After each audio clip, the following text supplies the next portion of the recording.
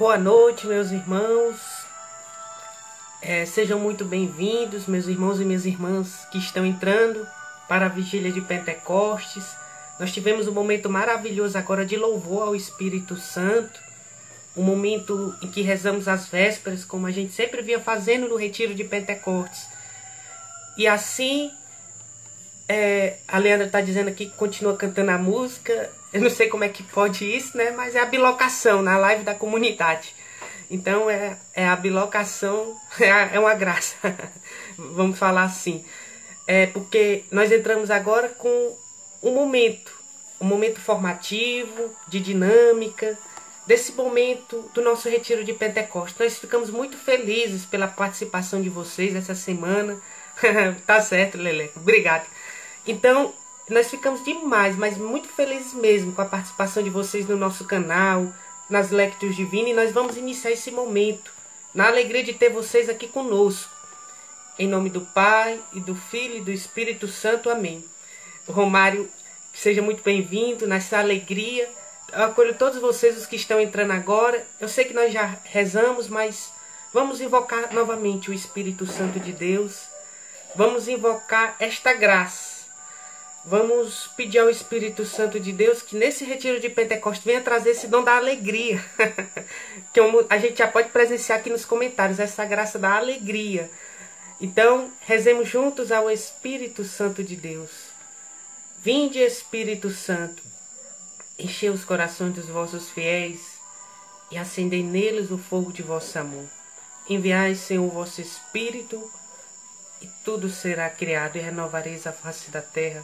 Oremos, ó Deus, que instruíste os corações dos vossos fiéis, com a luz do Espírito Santo, fazei que apreciemos retamente todas as coisas, segundo o mesmo Espírito, e gozemos sempre de sua consolação. Por Cristo, Senhor nosso. Amém. O tema da formação é: sereis revestidos da força do alto. Vamos pedir essa graça, desse revestimento, que o Espírito Santo possa nos revestir. Você que está começando a vigília agora, reze comigo a oração da armadura do cristão. Você que já está desde o início, reze novamente, não tem problema. Reze comigo a oração da armadura do cristão, se revestindo desta graça, que é a armadura de Deus. Finalmente, irmãos, fortalecei-vos no Senhor pelo seu soberano poder. Revesti-vos da armadura de Deus, para que possais resistir às ciladas do demônio, pois não é contra homens de carne e sangue que temos de lutar, mas contra os principados e potestades, contra os príncipes deste mundo tenebroso, contra as forças espirituais do mal espalhadas nos ares. Tomai, portanto, a armadura de Deus, para que possais resistir nos dias maus, e mantei-vos inabaláveis no cumprimento do vosso dever. Ficai alerta, a cintura cingidos com a verdade, o corpo vestido com a couraça da justiça, e os pés calçados de prontidão para anunciar o evangelho da paz. Sobretudo, embraçai o escudo da fé, com quem possais apagar todos os dardos inflamados do maligno. Tomai, enfim, o capacete da salvação e a espada do Espírito, isto é, a palavra de Deus. Intensificai as vossas invocações e súplicas, orai em toda circunstância pelo Espírito, no qual perseverai a intensa vigília de súplica por todos os cristãos. Glória, Pai, ao Filho e ao Espírito Santo, assim como era no princípio, agora e sempre. Amém. Você veja bem, orar em toda circunstância pelo Espírito. Na armadura já tem esse clamor ao Espírito Santo de Deus. Então rezemos também essa oração, que é uma oração muito conhecida e muito poderosa ao Espírito Santo de Deus. Convido você a repetir essa oração comigo, que é a famosa oração do Veni Creator, que a gente chama o Espírito Criador. Reze junto comigo esta oração. Vinde, Espírito Criador, a nossa alma visitai, enchei-nos os corações com vossos dons celestiais. Vós sou chamado intercessor de Deus, excelso dom sem par, a fonte viva, o fogo, o amor, a unção divina e salutar.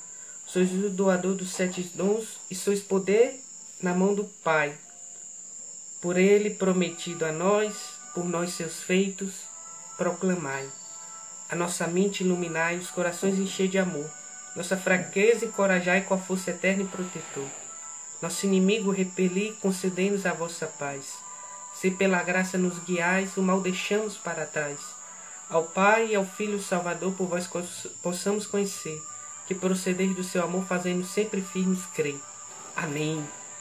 Rezemos a Nossa Senhora de Pentecostes, que ela interceda para que no meio de nós aconteça um novo Pentecostes. A Virgem Maria, não existe Pentecostes sem Nossa Senhora. Então, peçamos nesta Ave Maria que Nossa Senhora interceda por nós. Ave Maria, cheia de graça, o Senhor é convosco. Bendita sois vós entre as mulheres, bendito é o fruto do vosso ventre, Jesus. Santa Maria, Mãe de Deus, rogai por nós, pecadores, agora e na hora de nossa morte. Amém. Então eu fico muito feliz com a presença de todos vocês, os irmãos que estão entrando. Com muita saudade de vocês e com muita alegria. Nesse primeiro momento nós vamos ter uma dinâmica. E para essa dinâmica, eu peço a você que pegue um papelzinho, uma caneta, porque eu vou explicar para vocês como é que é isso. E depois vocês poderão dar continuidade dessa dinâmica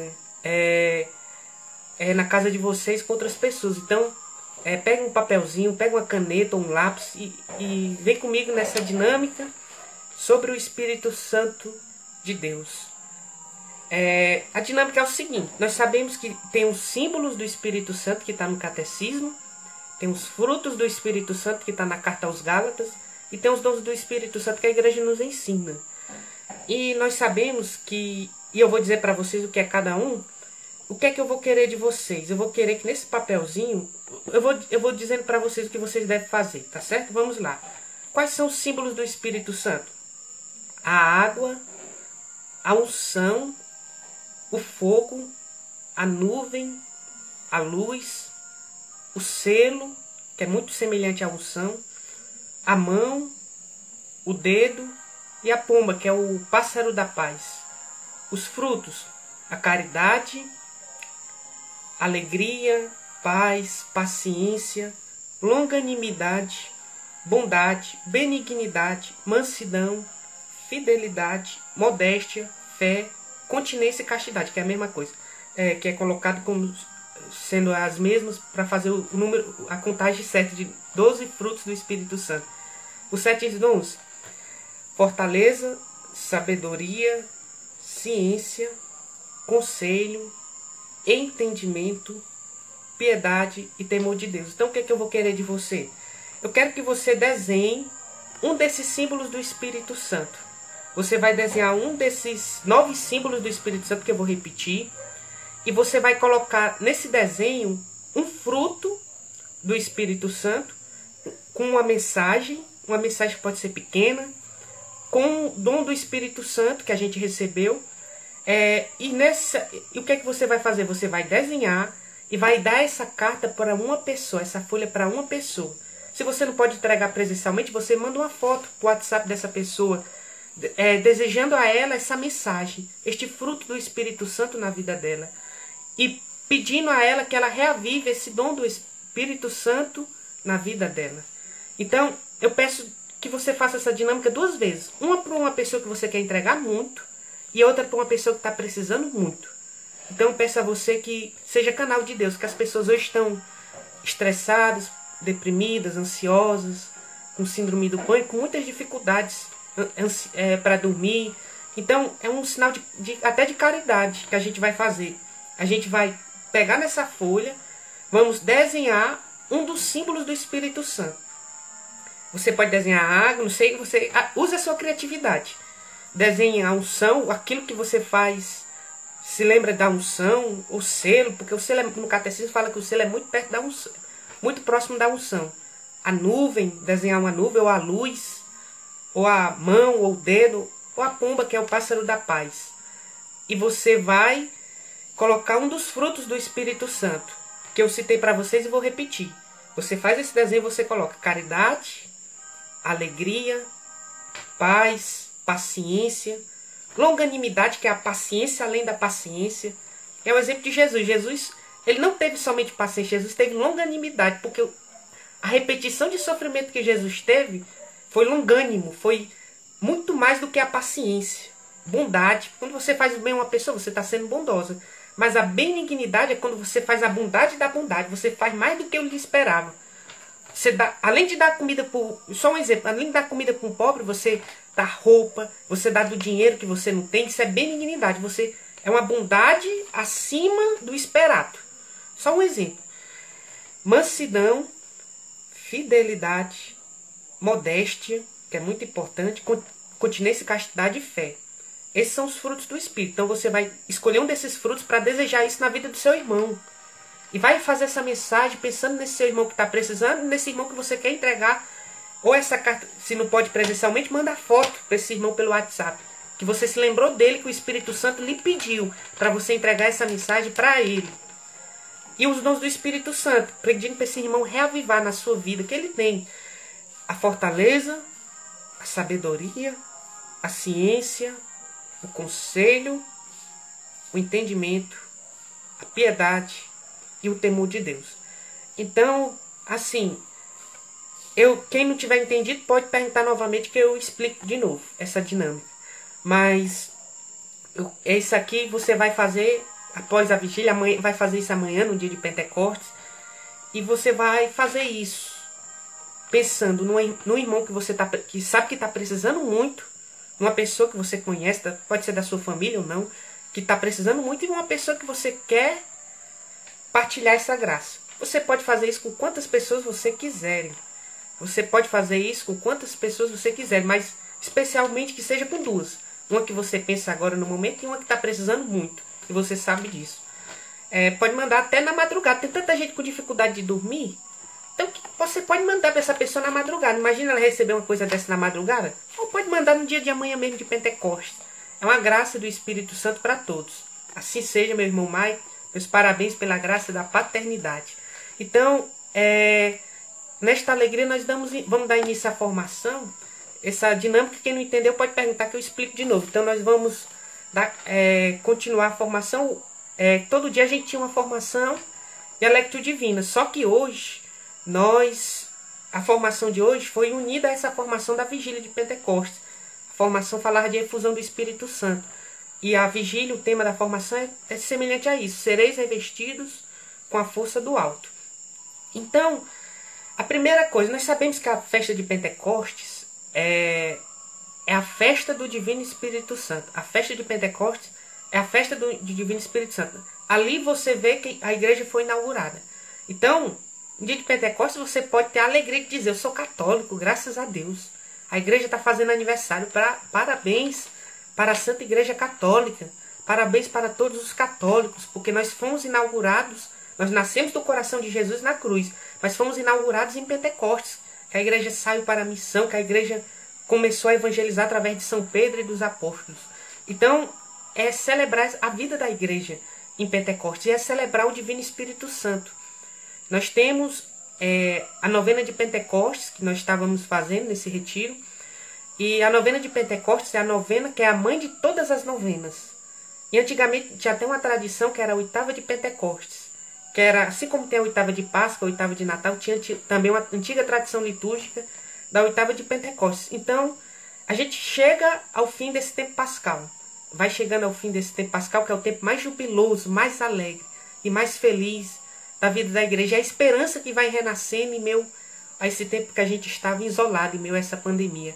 É a graça do Espírito Santo que vai reinando em nossos corações. Então, a primeira pergunta que eu faço para você: quem é o Espírito Santo?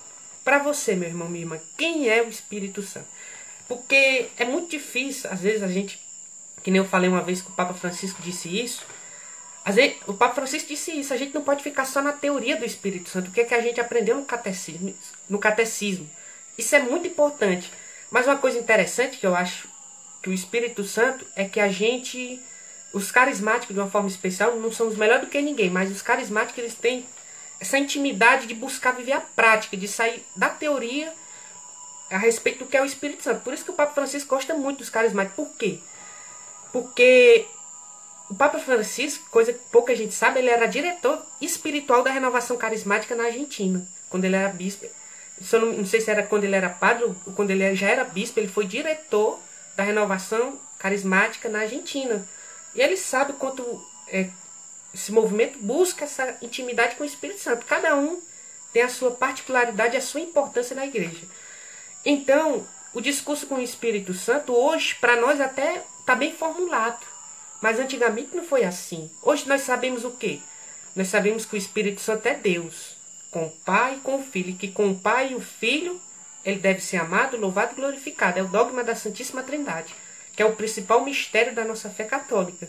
O Espírito Santo é Deus, é a terceira pessoa da Santíssima Trindade. E que com o Pai e com o Filho deve ser amado, adorado e glorificado. Mas antigamente não era assim o discurso a respeito do Espírito Santo.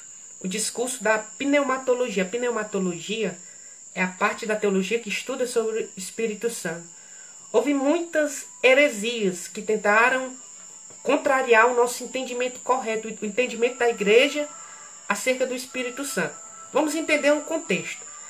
Primeiramente, Deus sempre eternamente, desde sempre para todos sempre, Deus é Pai, Filho e Espírito Santo. É um só Deus em três pessoas. Eu não vou entrar em detalhes porque é um mistério muito aprofundado. É o principal mistério. Mas nós sabemos que no Antigo Testamento o Pai foi somente a pessoa do Pai que se revelou ao povo da Antiga Aliança, os judeus. O Pai se revelou como Deus. E Deus tem uma pedagogia certa. Talvez se Deus tivesse revelado como Pai, Filho e Espírito Santo, os judeus não teriam compreendido. Porque os judeus viviam numa cultura politeísta, que adorava vários deuses. Então, por isso que Deus teve a paciência. Não, vamos revelar. Primeiro vai ser revelada a pessoa do Pai. Mesmo desde sempre existindo o Filho e o Espírito Santo. Aí no Novo Testamento, a pessoa do Filho revela em plenitude o mistério da Santíssima Trindade. A divindade dele, que vem do Pai, e a divindade do Espírito Santo. Então, Deus foi tendo paciência com o seu povo, porque Deus é muito paciente. Deus sabia o tempo certo de revelar esse mistério, porque vivia naquela cultura politeísta. E nós sabemos, como é que a gente pode ter certeza disso? Como é que existe a Santíssima Trindade? Desde o Antigo Testamento, se você vê quando Deus criou Adão e Eva, o que é que Deus fala? Façamos o homem a nossa imagem e semelhança. Como é que Deus vai falar, façamos o homem a nossa imagem e semelhança? É o Pai falando com o Filho e com o Espírito Santo. Façamos a comunhão de amor da Santíssima Trindade. Então, ali próprio já está mostrando a Santíssima Trindade. Então, Jesus, quando vem, ele revela esse mistério em plenitude. Ele manda a sua igreja batizar em nome do Pai, e do Filho, e do Espírito Santo. Jesus revela o mistério da Santíssima Trindade e ele diz, é necessário que eu vá para o Pai, que a gente celebrou no domingo passado, a ascensão de Cristo, para que o Espírito Santo venha, eu não vos deixarei órfãos. Então Jesus já revela a missão do Espírito Santo. Só que as coisas assim não eram claras. Tanto é que Jesus disse que o Espírito Santo revelaria coisas futuras. Porque os apóstolos não teriam capacidade de compreender tudo naquele momento. É por isso que na igreja, é por causa dessa palavra de Jesus, que na igreja alguns dogmas foram proclamados mais tarde. Não é que ele começou a existir naquele tempo que foi proclamado. Não, ele sempre existiu. Mas a igreja teve maior clareza de fé para proclamar como dogma naquele tempo. Porque o Espírito Santo vai revelando as coisas gradativamente. Não é que nem um prato feito, como muita gente pensa, as coisas já chegam reveladas. Não. Passa por muitas dificuldades, tem muitas coisas que combatem para que uma verdade de fé seja proclamada. E a igreja sofreu muito nos primeiros séculos com a questão do arianismo, com as heresias relacionadas à pessoa de Cristo, que afirmavam aquilo que Cristo não era. E então entra também a pessoa do Espírito Santo no debate teológico. Por quê? Surgiram heresias que foram descaracterizando aquilo que o Espírito Santo era. E ao mesmo tempo também descaracterizava aquilo que o Filho era.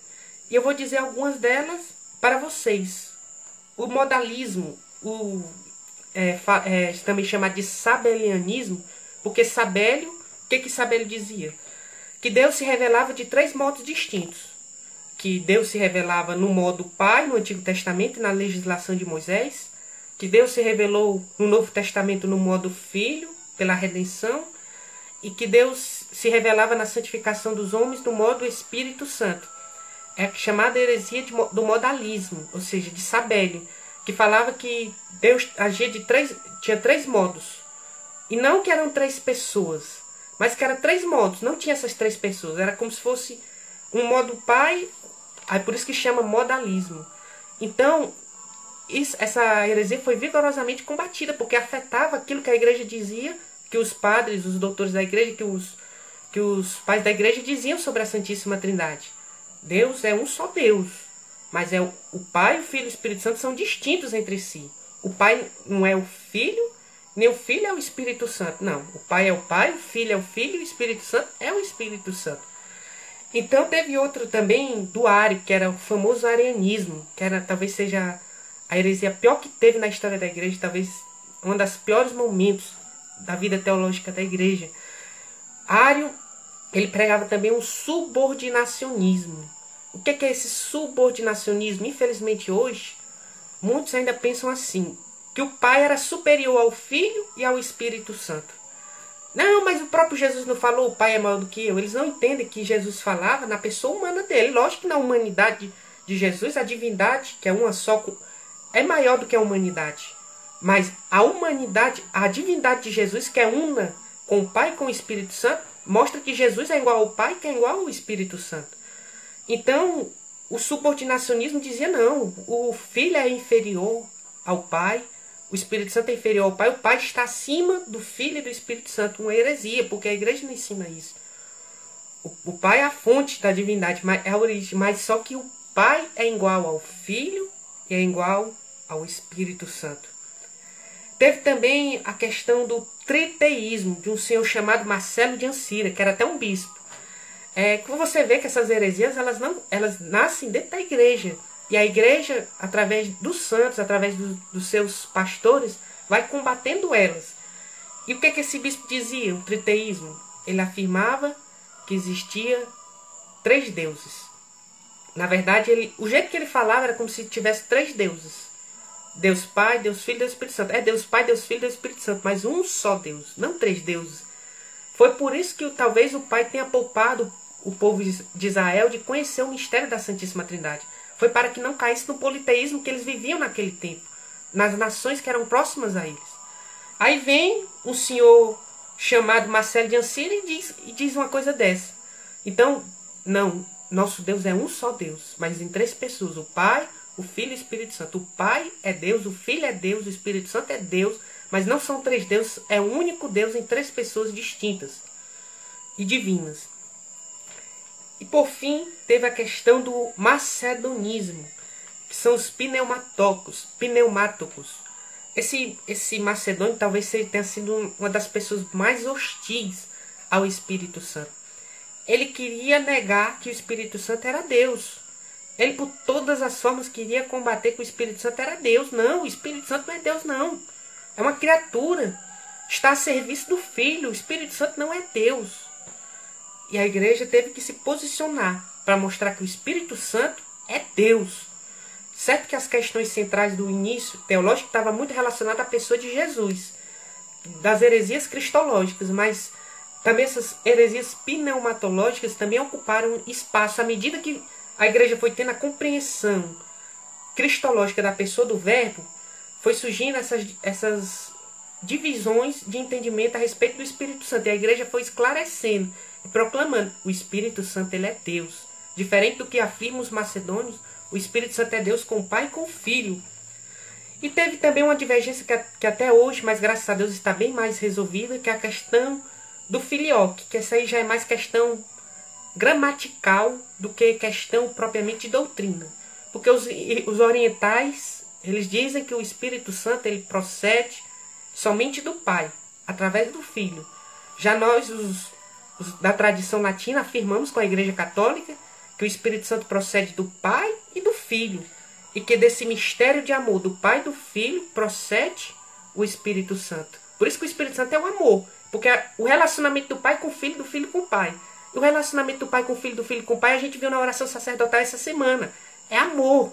E é desse amor eterno, desde toda a eternidade, que procede o Espírito Santo. É isso que a igreja afirma no filioque. O Espírito Santo procede do Pai e do Filho. Isso está até no nosso catecismo. Então, essa divergência doutrinária está ainda hoje presente com os nossos irmãos orientais, ortodoxos, mas está bem mais esclarecida. E assim foi se desenvolvendo a compreensão da igreja, a compreensão do povo a respeito do Espírito Santo.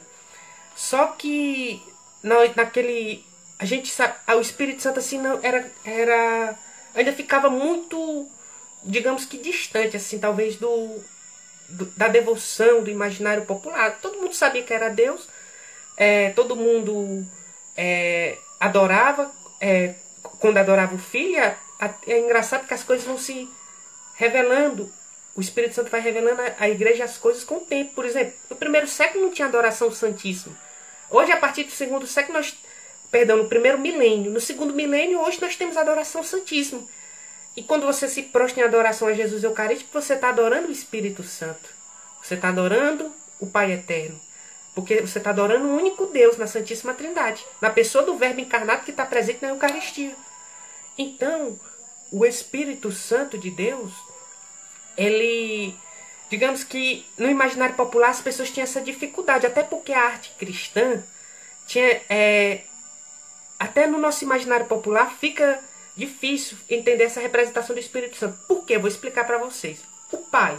Se você pensa no Pai, o livro de Daniel fala o Pai como um ancião.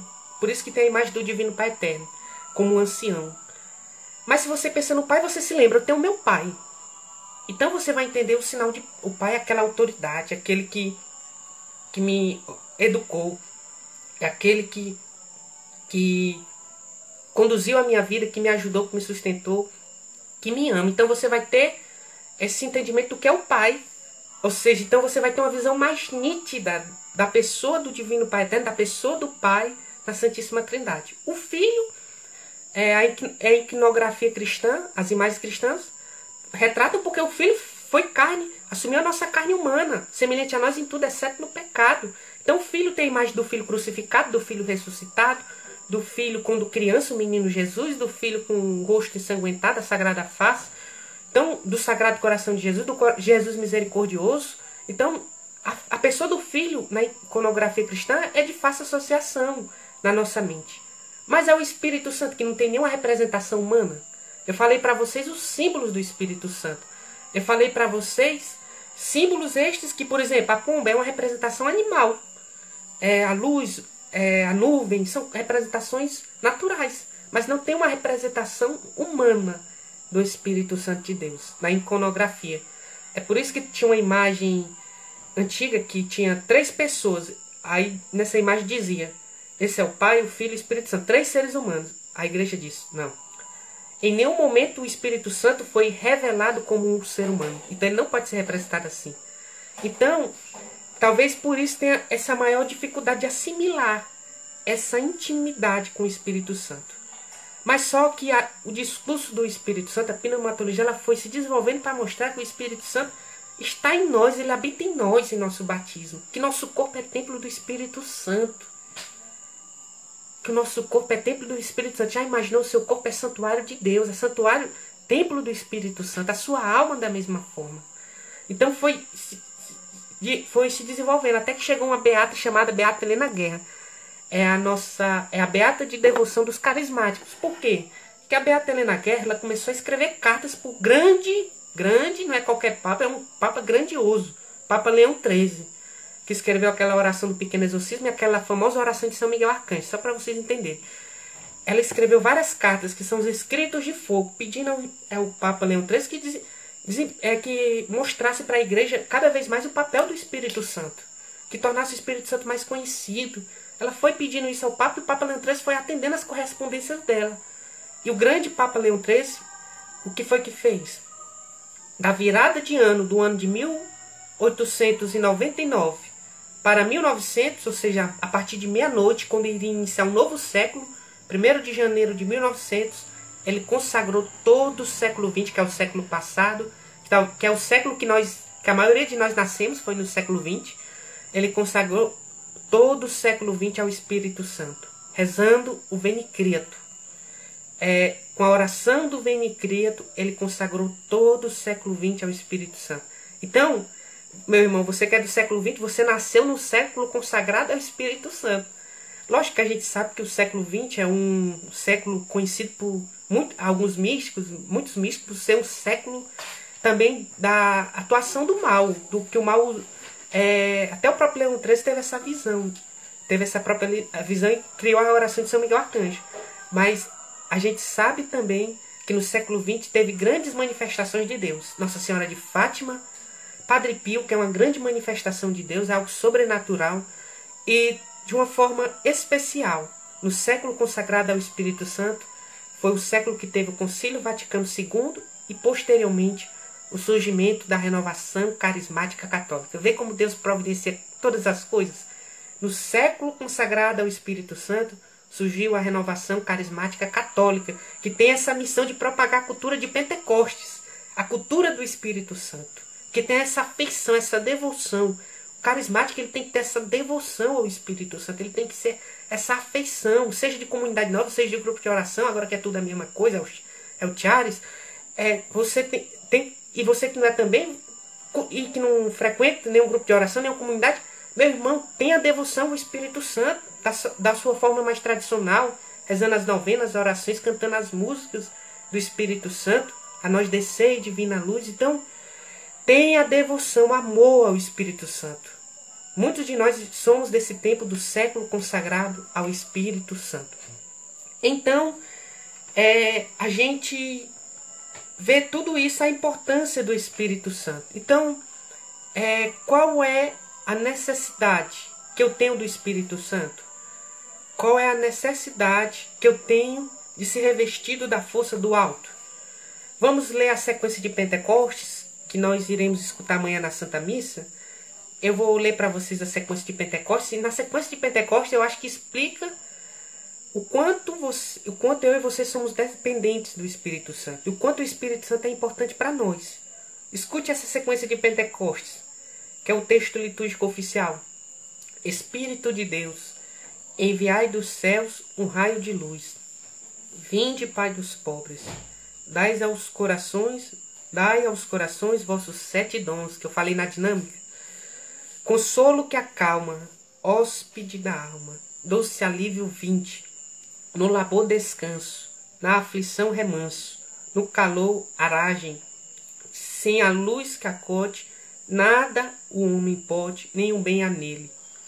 Ao sujo lavai, ao cego regai, curai o doente, dobrai o que é duro, guiai no escuro, o frio aquecei. Dai à vossa igreja, que espere e deseja vossos 7 dons. Dai em prêmio ao forte uma santa morte e alegria eterna. Enche luz bendita, chama que crepita o íntimo de nós. Então, essa é a sequência de Pentecostes. Veja o quanto essa sequência é importante.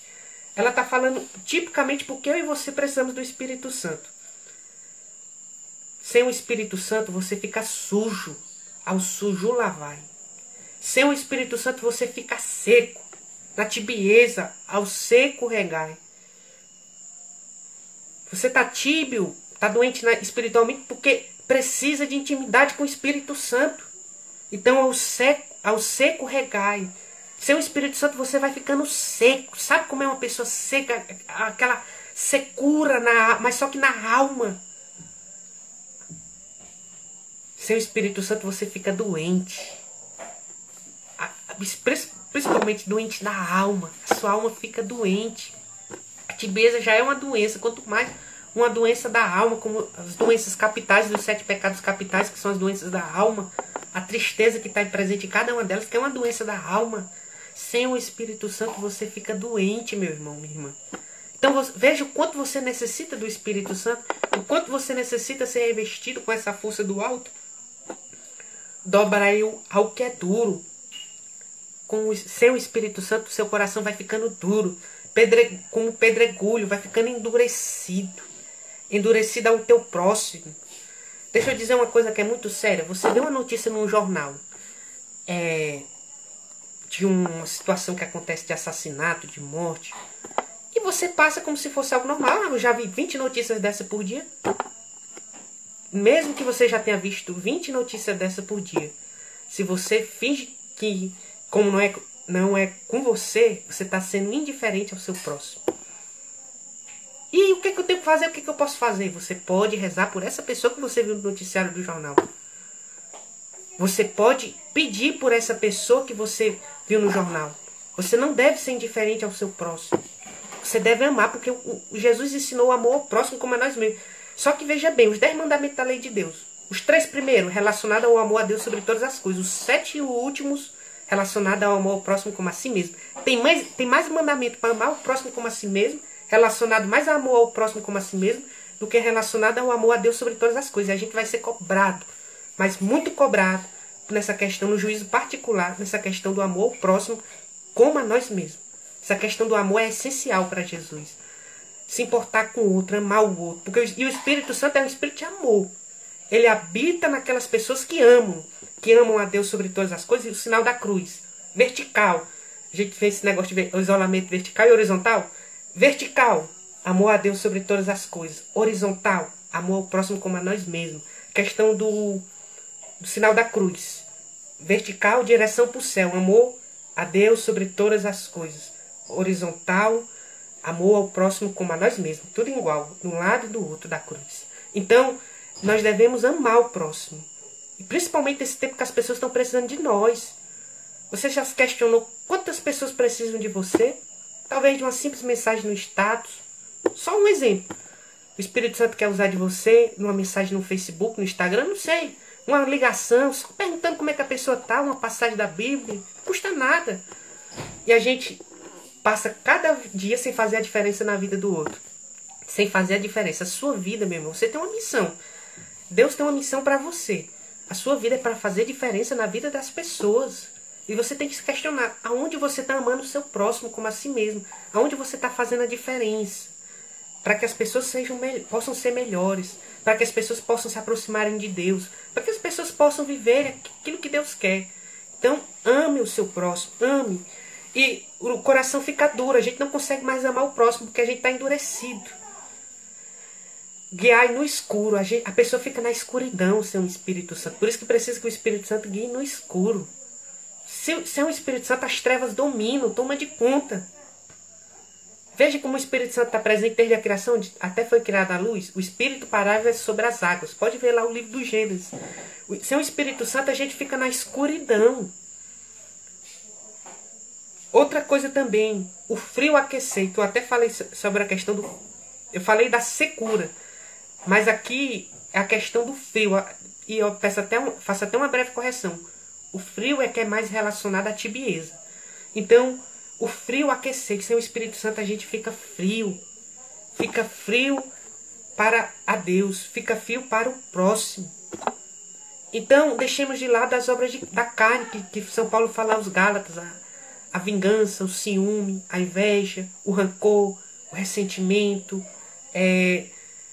o ódio. Perdoemos, se amemos mais. Exercite o perdão, meu irmão, minha irmã. O perdão é um grande sinal do Espírito Santo na sua vida. O perdão é um fruto eficaz de que o Espírito Santo, você recebeu o Espírito Santo. Não passa esse domingo de Pentecostes sem perdoar, não. Você pode mandar uma ligação para a pessoa. Se ela não lhe escutou, se ela não quer lhe perdoar, você dorme com a consciência tranquila de que você fez a sua parte. Dê uma nova chance para recomeçar na graça de Deus. Perdão. Sempre foi falado isso nos encontros de cura interior. Porque o que mais se fala em cura interior é a questão de perdão. E é necessário isso. O Espírito Santo ensina isso. Misericórdia. Amor. Haja com misericórdia. Haja com amor. A justiça pertence a Deus. Seja misericordioso porque Jesus foi misericordioso. Então, é isso que essa sequência que a gente vai ler amanhã ensina. Que sem o Espírito Santo a gente não pode nada. Por isso que tem uma... Não sei quem foi que inventou isso, mas que fala o seguinte. Creio que posso ter vindo da Canção Nova, mas posso estar enganado. Bom dia, Espírito Santo, o que vamos fazer juntos hoje? É uma coisa maravilhosa, é uma coisa bonita. Você já está chamando o Espírito Santo para o seu dia. Você está sendo educado com o Espírito Santo. Que coisa maravilhosa. Você é educado com o Espírito Santo. Como é bom uma pessoa educada. E quando você é educado com o Espírito Santo, com licença, só um exemplo. Você está fazendo a sua oração pessoal, uma pessoa precisa de você. Espírito Santo, com licença, para eu atender essa pessoa. Uma pessoa lhe interrompe no rosário. Com licença, Espírito Santo, para que eu possa atender essa pessoa. E depois você retorna. Ter hábito de ser educado com o Espírito Santo. Porque o Espírito Santo é educado conosco. Ele só entra na nossa vida com a nossa permissão. Ele não entra na nossa vida sem a nossa permissão. Ele não é atrevido como Satanás. Ele não é. Ele é educado. Ele é muito bem educado. Então sejamos educados também com o Espírito Santo. Então tudo isso mostra o quanto eu e você temos a necessidade do Espírito Santo, para que em nós aconteça essa efusão do Espírito Santo e você seja revestido com a força do alto. Só contextualizando o que significa efusão. A gente escuta muito em seminário falar de efusão, é o último tema, antes do caminhar no Espírito. Você escuta falar de efusão. Nesse momento eu mando um abraço para todos vocês que estão comentando, que estão nesse momento participando também conosco, as pessoas que estão presentes, que estarão presentes nessa vigília. Sejam muito bem-vindos. Mas essa questão da importância da efusão do Espírito Santo. O que significa esta efusão do Espírito Santo? Eu vou no significado da palavra. Efusão significa, é um ato ou efeito de efundir, que significa tirar para fora, entornar, verter. Ou seja, infundir, tirar para fora. Tirar para fora. Neste caso, o Espírito Santo. Mas como é que a gente associa muito isso, né? Vem Espírito Santo, de fato vem, como em Pentecostes, que o Espírito Santo vem e faz línguas de fogo e vem sobre nós. Mas tirar para fora, isso que é efusão? Mas por quê? Porque o Espírito Santo está em você no batismo. Então por isso que é tirar para fora. Esse contexto, ver essa interpretação num link do Padre Duarte Lara. Então, tirar para fora, ir para fora. Então, é porque o Espírito Santo está em você, então tem que transbordar na vida do outro, que está lá fora, que está fora de você. Por isso que é o amor ao próximo que eu tinha falado. Então o Espírito Santo, ele já está em nós no batismo, porque a gente recebe ele. Então a efusão é isso, é renovar as promessas do batismo. Tem algumas pessoas que ficam divergindo a respeito do batismo do Espírito Santo, se é correto usar essa expressão. Alguns falam que não é correto, porque batismo é um sacramento, está acima de tudo, e as pessoas podem confundir com o batismo no Espírito Santo como se fosse outro sacramento mais importante. Tudo bem, até uns que não gostam da renovação se aproveitam disso. Outros falam que é a expressão que era usada na Sagrada Escritura, que você não fala nessa intenção, que você fala na intenção de que o batismo é o sacramento principal e isso ninguém discute, nem os carismáticos. Nem um carismático fala que orar em línguas é mais importante do que ser batizado.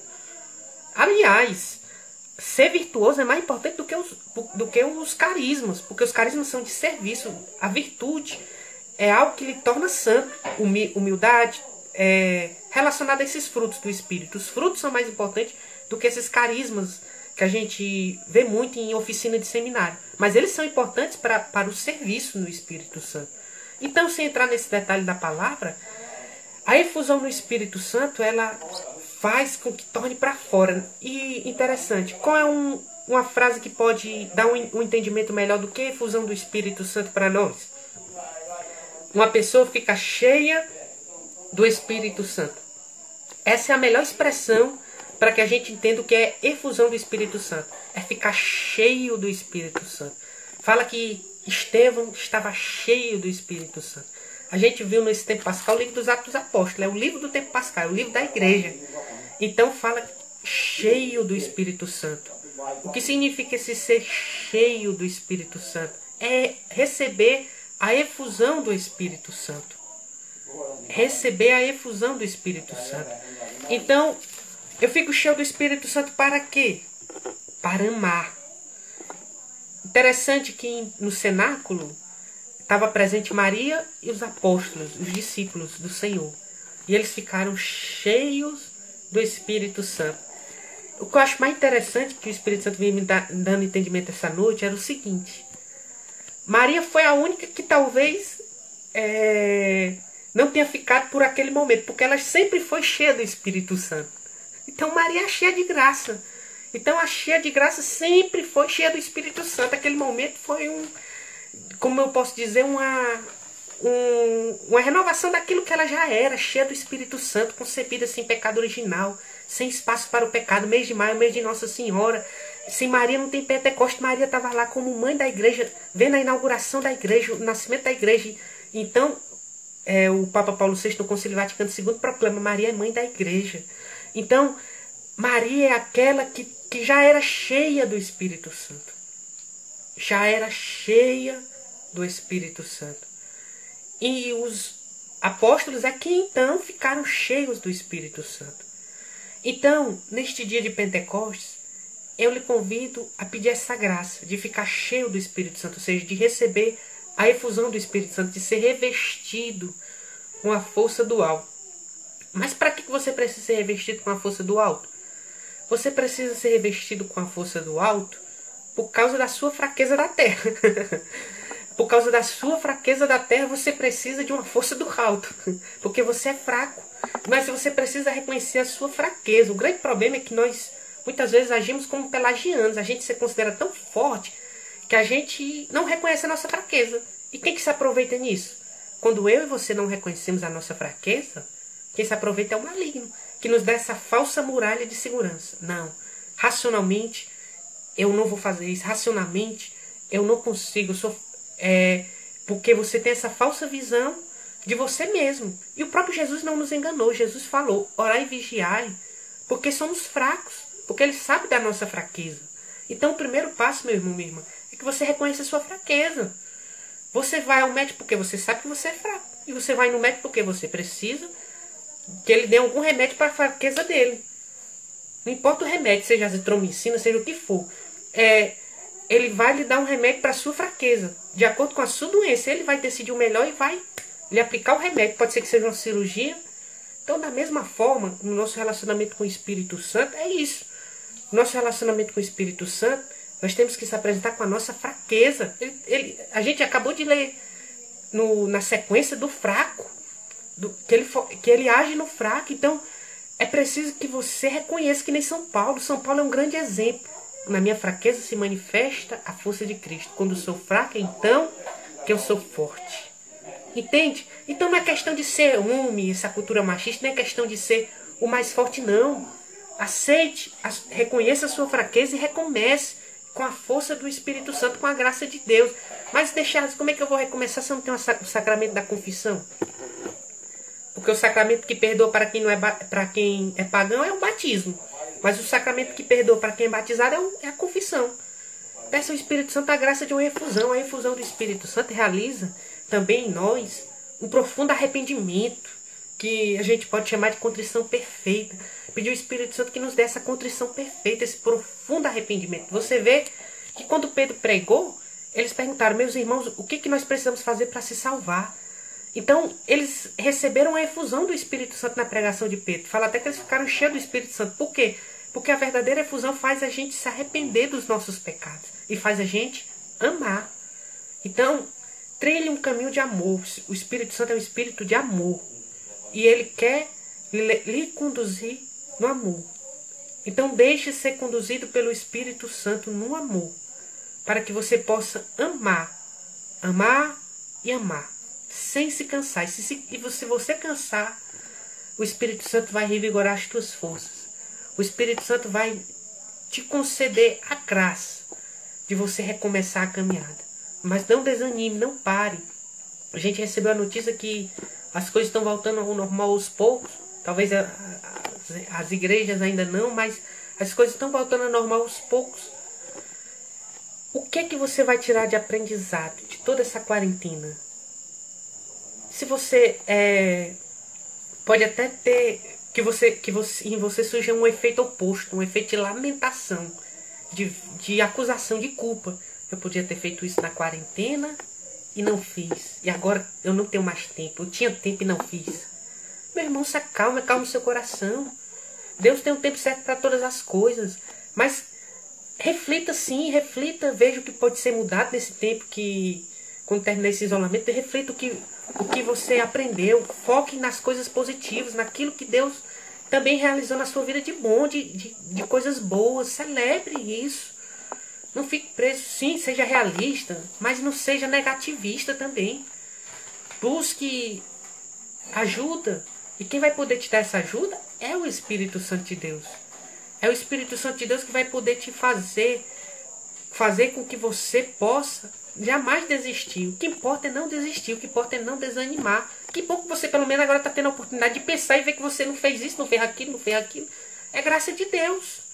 De Deus que está te dando essa graça de recomeçar. Recomece hoje, peça ao Espírito Santo nessa vigília. Durante esse momento a gente vai ter um momento de oração, vai ter momentos de intimidade com o Espírito Santo, de partilha com a palavra de Deus. Peça ao Espírito Santo essa graça de experimentar essa efusão. Eu quero terminar com uma parte que é muito importante. Existe a chamada redenção objetiva e a chamada redenção subjetiva. Jesus nos salvou na cruz.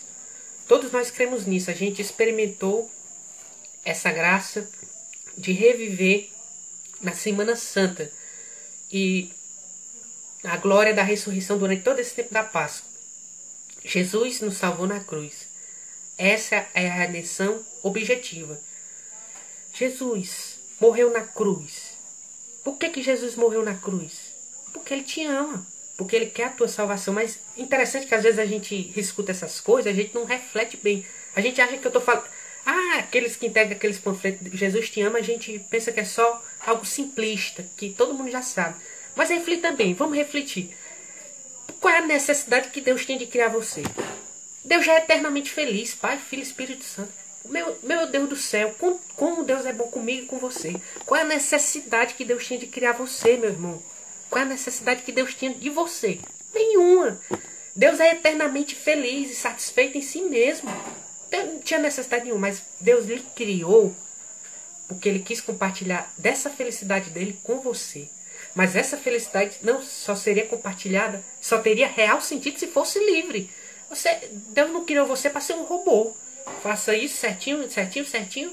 Qual é o sentido disso? Você já é programado para ser um robô. Então não tem sentido. Você tem a liberdade para dizer sim, Senhor, eu quero essa tua felicidade. Eu quero a felicidade que o Senhor, pelo qual o Senhor me criou, nem merecia ter nascido. Eu briguei com 200 milhões de espermatozoides para nascer e o Senhor escolheu eu. Logo eu, que por uma situação ou outra poderia não ter tido vindo a este mundo. Por causa disso, com meu pai, ou com a minha mãe, e assim sucessivamente. Mas o Senhor me escolheu para vir, para que eu compartilhasse da tua alegria. Então, é verdade, Senhor, eu quero te amar. Eu quero te amar, e para isso eu só tenho o teu Espírito Santo, que é o Espírito de amor que vai me levar a este amor. Só que, infelizmente, entrou o pecado. O pecado original entrou. E Deus só permitiu porque Deus respeita a liberdade daquilo que Ele criou. E de um mal Deus tira um bem maior. E Deus, através disso, tirou a salvação por meio de Cristo. O próprio Evangelho é aquela passagem que Jesus fala, que Deus fala com a serpente: porém inimizade entre ti e a mulher, entre a tua descendência e a descendência dela, que é o primeiro anúncio do Messias. O próprio Evangelho, o primeiro anúncio do Evangelho. Entre a tua descendência e a descendência dela. E ela te ferirá a cabeça. Ela te ferirá a cabeça, tu lhe ferirás o calcanhar. Lógico, essa mulher é Maria Santíssima, que é a mãe do Salvador, que veio para nos salvar. Não tem para onde correr. Maria é aquela que fere a cabeça de Satanás. Por quê? Porque a gente vê até na imagem de Nossa Senhora das Graças, Maria pisando na cabeça da serpente, porque está em Gênesis 3,16. E o que é que significa isso? Gênesis 3,15 a 16. Significa o seguinte: os pés é a parte mais modesta, mais baixa, mais humilde. Então, e a cabeça é a parte mais altiva, mais orgulhosa, mais arrogante. Então a humildade de Maria esmaga o orgulho de Satanás. A humildade de Nossa Senhora esmaga o orgulho da serpente. Então os pés de Maria, a parte humilde, a parte mais pequena do nosso corpo é os pés, a parte mais humilde é os nossos pés. E a serpente, a parte mais altiva, a cabeça, o orgulho, é a parte mais alta, que reflete, simboliza, que reflete o orgulho. Mas a humildade de Nossa Senhora esmaga o orgulho do inimigo. Encerrando esse mês de maio, não deixe de ter intimidade com Nossa Senhora, não. Não deixe de rezar seu texto, seu rosário, não. É uma forma eficaz de ter intimidade com o Espírito Santo. Também os sacramentos. A gente sabe que a gente não pode estar presencialmente, mas una-se espiritualmente. Meu irmão, São Leonardo de Porto Maurício fala que você pode ter tantas comunhões espirituais que você quiser. Lógico que a comunhão espiritual não é a mesma coisa que a comunhão sacramental. Mas ele diz que até uma pessoa que comunga espiritualmente, dependendo das condições do espírito dela, pode ter até mais fruto que uma pessoa que comunga sacramentalmente com rotina, de qualquer jeito. Então, enquanto você não está com saudade de Jesus Eucarístico e comungar sacramentalmente, é uma forma de você ver a importância da Eucaristia e sair da rotina da comunhão no sentido de comungar de qualquer jeito, mas para que você possa comungar o máximo possível, mas da melhor forma possível, dando o melhor possível. Se for diariamente, melhor ainda. Então, faça comunhões espirituais, não somente durante a missa, mas em outros momentos do seu dia, faça comunhões espirituais. Peça a Deus a contrição perfeita para ter o seu perdão, o perdão dos seus pecados, para que quando voltar tudo ao normal, você conte eles ao sacerdote, já perdoado, mas para confirmar essa misericórdia do Senhor através do sacramento da confissão. E esses sacramentos operam essa redenção objetiva. E eu queria terminar dizendo isso. Mas existe também a redenção subjetiva. A redenção subjetiva é aquela que Cristo morreu por todos. Porque, como eu disse para vocês, Deus nos ama. Isso não é uma frase clichê, é algo autêntico. Deus nos ama. Deus amou tanto o mundo que deu seu Filho unigênito para que nele crê não pereça, mas tenha vida eterna. É o centro das Escrituras, essa frase. João 3,16. Mas Deus nos ama. Quer que todos sejam salvos. Mas, como eu disse, Deus respeita a nossa liberdade. Então, infelizmente, o homem pode negar Deus. Pode negar Deus pelo pecado. Então, Jesus morreu para salvar a todos. Mas nem todos querem ser salvos. Por isso é por muitos. Porque são aqueles eleitos. Aqueles que acolhem a sua graça. O mistério da sua paixão, morte e ressurreição. É a chamada redenção subjetiva. Que é a salvação que Cristo teve na cruz. Que a gente vê naquele filme do Mel Gibson. Que a gente lê nos evangelhos. Que a gente presencia na Semana Santa. Aquela salvação. Todo aquele sacrifício de Jesus. Aí, a ressurreição dele. Tudo isso é a redenção objetiva. Por você. Para que você hoje colhesse subjetivamente. Acolhendo essa salvação na sua vida. Os méritos da paixão, morte e ressurreição de nosso Senhor Jesus Cristo. Através dos sacramentos. E unindo-se espiritualmente quando na ausência desses. A igreja. Então você colhe essa salvação subjetiva pelo Espírito Santo. É o Espírito Santo que nos dá a graça de acolhimento. Eu quero ser salvo. Cristo não morreu em vão por mim porque eu quero ser salvo. Porque em vão são os meus pecados. Em vão é a minha decisão de não amar a Deus. Mas a partir de hoje eu quero amar a Deus. Em vão era a vida que eu estava levando. Mas a partir de hoje eu quero colher essa salvação subjetiva. Dessa salvação objetiva que Cristo realizou para mim no madeiro da cruz e ressuscitou. E eu presenciei durante todo esse tempo da Páscoa. Revivei em minha vida pelo Espírito Santo. Então, meu irmão, peça a graça de acolher essa salvação subjetiva. A redenção de Cristo na sua história de vida. Que redime toda a sua história de vida. Sua afetividade, sua sexualidade, suas memórias, suas lembranças, seu passado, seu presente, seu futuro. Estão tudo encerrados nas mãos de Deus. Estão todos encerrados no amor de Deus. Para acolher essa salvação subjetiva, pelo nosso acolhimento, pelo nosso sim à graça de Deus. Porque até o ato de nós dizermos sim à graça de Deus é a graça de Deus que nos chama. E nós, em nossa liberdade, dizemos sim. Deus te chama para acolher essa salvação subjetiva em sua vida. E somente isso vai ser possível se você for revestido pela força do alto. E meio à sua fraqueza terrena, seja revestido pela força do alto. Corações ao alto. O nosso coração está em Deus. Porque nós caminhamos em direção à pátria celeste. Peçamos a Nossa Senhora de Pentecostes. Está encerrando esse momento da live. Esse momento formativo. Faça essa dinâmica que eu passei no início da formação. Faça essa dinâmica e envie para essa pessoa que está precisando. Eu quero pedir a Nossa Senhora nessa Salve Rainha. Essa graça de uma nova efusão de Pentecostes em nossas vidas.